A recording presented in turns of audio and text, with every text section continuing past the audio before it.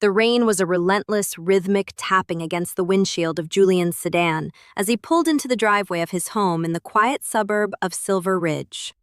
It was only 4 o'clock in the afternoon, nearly 3 hours earlier than his usual return from the architectural firm, where he spent his days designing structures that were meant to last a lifetime. He had left the office early to surprise Elena with her favorite white lilies and a reservation at that new French bistro downtown. It was their 7th wedding anniversary, a milestone that Julian viewed as a testament to their enduring partnership and the life they had built together since college. As he stepped through the front door, the silence of the house felt heavy, almost pressurized. He placed the flowers on the hallway table, noticing a pair of unfamiliar leather boots tossed carelessly near the coat rack. They were expensive, polished, and belonged to someone who definitely did not live there. In that singular, quiet moment, the air in the room seemed to thin, and Julian felt a strange, primal instinct whisper that the foundation of his world had just shifted on its axis. Julian did not call out his wife's name. Instead, he moved with a ghost-like stillness toward the back of the house, where the kitchen bled into the sunroom. Through the partially closed oak door, he heard it, a sound that acted like a serrated blade against his nerves.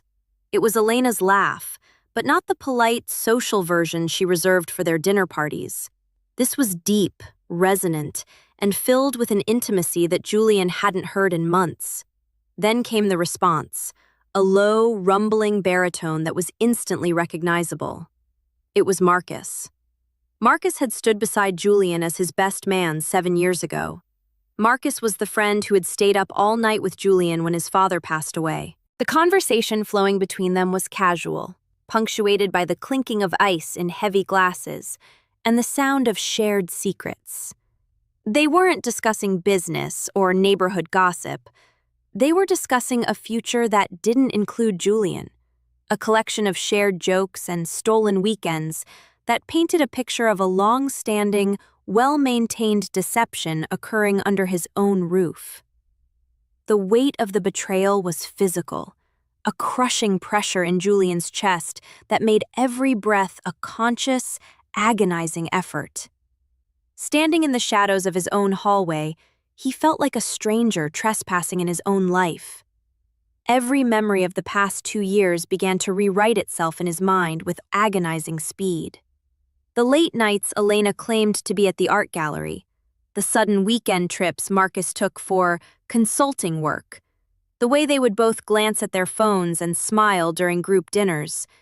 It all fell into place with a sickening, logical click. The person Julian loved most, and the person he trusted most, had conspired to create a reality where he was the only one playing by the rules of loyalty. The shattering wasn't loud.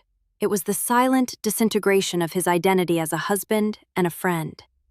He looked down at his wedding ring, the gold band suddenly feeling like a branding iron, marking him as the fool in a play he hadn't known he was starring in.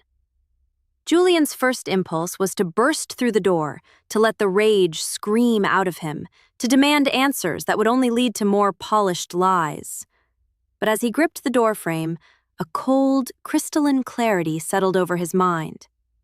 If he confronted them now, in the heat of the moment, he would be the one out of control. He would be the one reacting to their narrative, giving them the chance to spin the story or gaslight him into doubting his own senses. He realized that to win this, to truly extricate himself from this toxic web, he needed to be the architect of his own departure. He slowly backed away from the sunroom door, his footsteps muffled by the thick carpet, and retreated to the garage. He sat in his car for a long time, watching the rain wash over the glass, and decided that he would not give them the satisfaction of a panicked scene. He would not be the victim of their drama. He would be the observer, the collector of facts, and eventually, the one who closed the book on this chapter.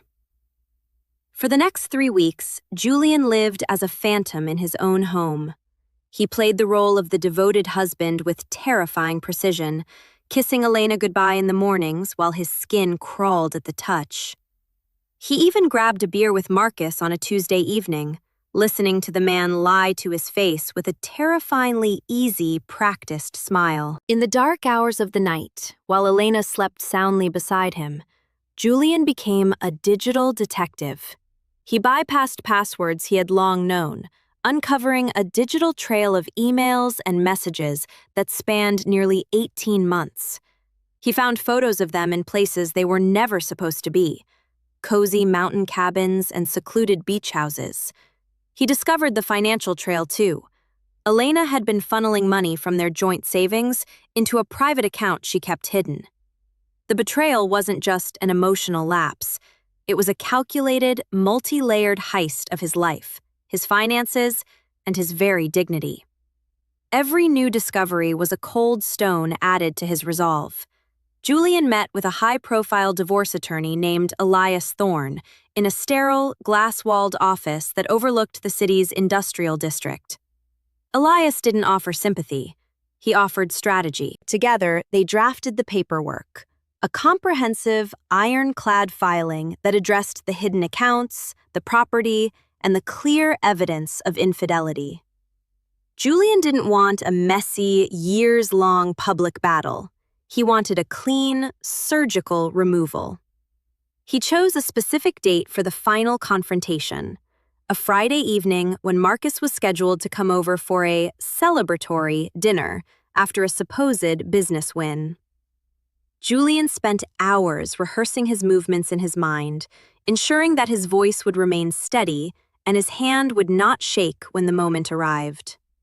He moved his personal belongings, the things that truly mattered, to a small apartment he had rented across town, doing so in small, unnoticed batches so as not to raise any suspicion.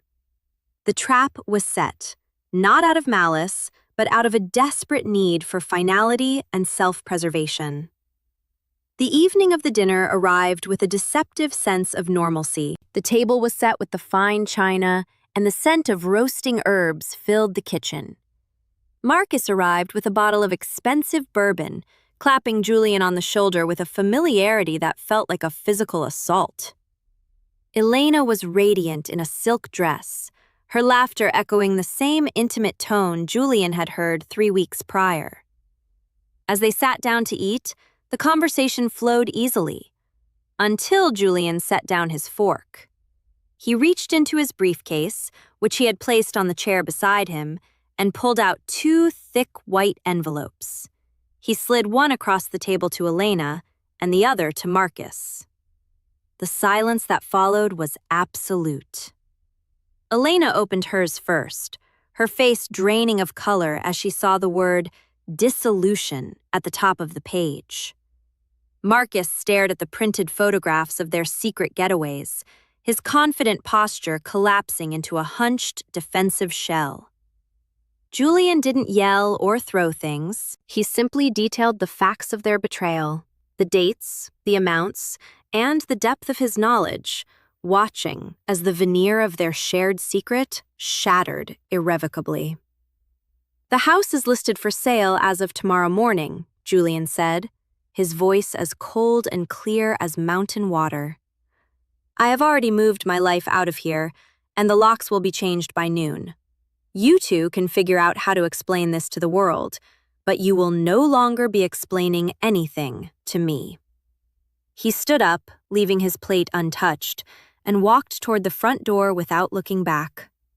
Elena's voice called out his name, a desperate, fractured sound that carried the weight of her sudden realization, but it no longer held any power over him. He didn't look back at the home that was now just a collection of wood and glass, nor at the 2 people who had burned his trust to the ground. He stepped out into the cool evening air, the rain finally stopped, and the sky beginning to clear over the horizon. As he started his car and drove away from Silver Ridge for the final time, the crushing weight in his chest finally lifted. He was no longer a husband or a best friend to ghosts.